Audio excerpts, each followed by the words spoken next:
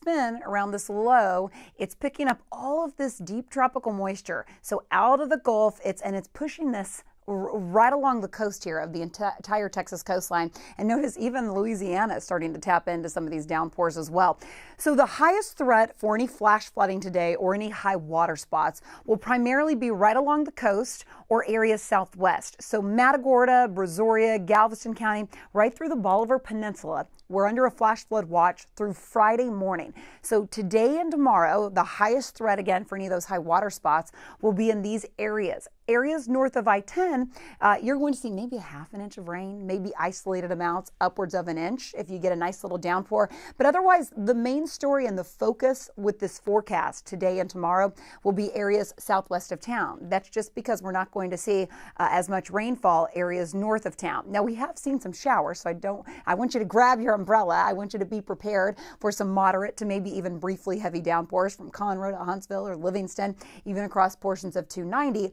But the concentration, again, of this forecast will be mainly geared towards the coast and areas southwest of town. Inside the loop, inside the beltway, we have seen nice on and off scattered showers. Not anything too impressive this morning. We haven't been tracking any lightning with this. This has just been rain across the area.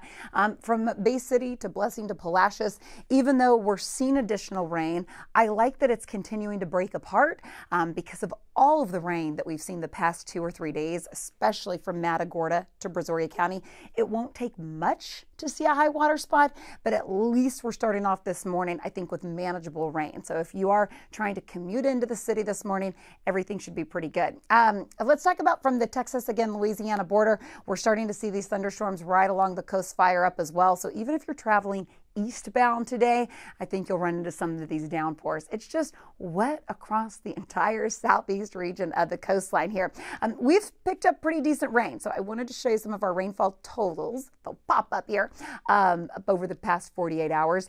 Notice the big discrepancy, the big difference here. So 0.2 of an inch once you head towards Huntsville, Livingston. There was an isolated pocket here. I got that total over 3 inches of rain, but that's pretty sparse. So even heading towards 290 northwest of town towards Cypress, there was an isolated spot that really got drenched yesterday.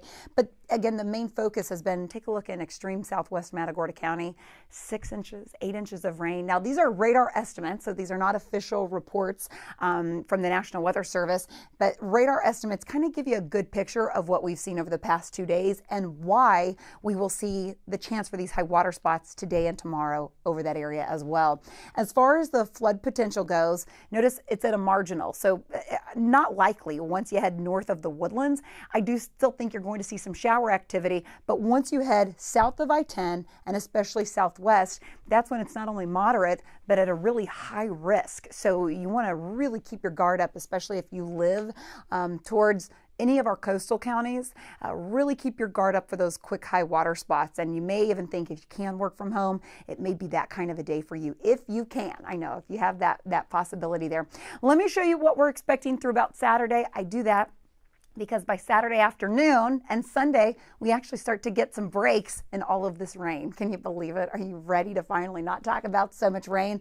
Well, through Saturday, areas north of town could pick up another 1 to maybe isolated 3 inches of rain, but it's areas south of town. Notice more accumulations of 2 to 4 inches and 3 to 6 inches possibly setting up once you head southwest. So today and tomorrow, you'll have to keep your guard up for these high water spots, for these really heavy downpours.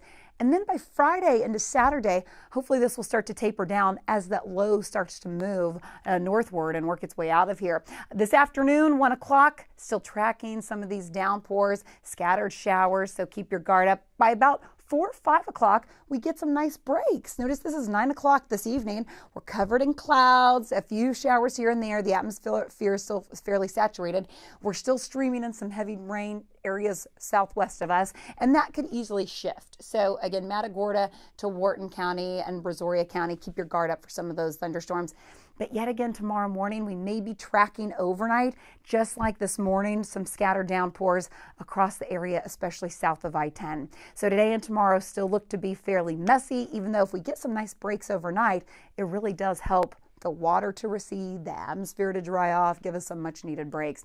I'm going to put your true view forecast into sky motion here so you can see. And notice the clouds don't break a whole lot. We'll have a little pop of that sunshine, just like we're seeing this morning here and there. By the afternoon, mid-80s, and that may be enough to fire up a few thunderstorms this afternoon. So throughout the day today, I'm going to keep a pretty healthy rain chance in. And I'm going to keep it an area wide just so you have that umbrella, you know, but all day, especially in town and north of town, is not going to be a complete washout. You probably guessed this. As far as your allergy index goes, everything's fairly low with the exception of your mold spores. Okay, that mold spore count, because of all the rain, it's at high to really borderline extreme levels. Let's briefly talk about Tropical Storm Elsa. I know no impacts here locally from Elsa, but it's nearing the Florida coastline, getting really close here. And the broad view for Florida, look at all of this moisture just streaming in, almost covering the entire state up and down here. Once this makes landfall, it is going to race off to the north and to the east. What's impressive about Tropical Storm Elsa, not only do we have hurricane warnings in effect, of course, the tropical storm warnings in effect. Notice now through North Carolina, the tropical storm watch. Let me show you why. After it makes landfall, it will hold its tropical storm strength, the status. So it's not expected to weaken even after it makes landfall through the Carolinas, riding right along the eastern seaboard. Some of the downpours from Tropical Storm Elsa and some of the winds could impact by the end of the week in New York. I mean, incredible. So we'll monitor this really closely. Not all the time do you see a track like that where a storm is actually able to hold its strength over land rather than water. So we'll monitor that. It is expected to make landfall here for the morning up into our midday. So watching that track closely for any shifts, but it's pretty steady even for our overnight hours. 85 today. We keep it in the 80s thanks to the additional rain. Notice gradually though how our rain chances drop. Okay, so today's pretty healthy. Tomorrow's pretty healthy. And then Friday into Saturday, if you were trying to maybe make some outdoor plans, maybe a Galveston trip, maybe planning for the pool for the afternoon, my best bet would be on Sunday. I think the rain chances are dropping. I think most of this is going to try to move out of here. Next week is a typical summer-like pattern where it's still going to be hot, it's still going to be humid, and then we'll see the chance for an isolated thunderstorm or two. But if you're just tuning in right now, Facebook Live, good morning, or what platform are you on? Well, either way, again, rain setting up. I'll go back to our radar here locally, and I'll show you it really depends on where you're waking up this morning to kind of what you're seeing and what you're going to see throughout the day. If you are waking up in Sugar Land, Richmond, Rosenberg, Needville, and down to Wharton County, and especially towards the coast, Bay City this morning, you're waking up to some nice rain moving across the area. It's this system. Once we get this on the move, most of this rain will start to move, and that's when it'll start to change locations. Otherwise, flash flood watch in effect through Friday. Notice how this extends well through South Texas.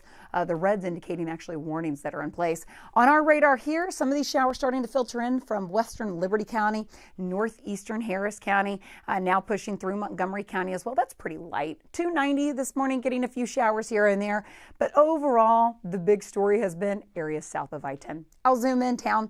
If you're commuting on, if you typically take the Gulf Freeway, we've continued to see these on and off showers, so the roadways are pretty wet out there.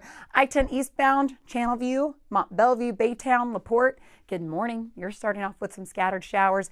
Now let you get you down to Sugar Land. There's Richmond. Thompson's, and again, Fresno area, 288, seeing some showers.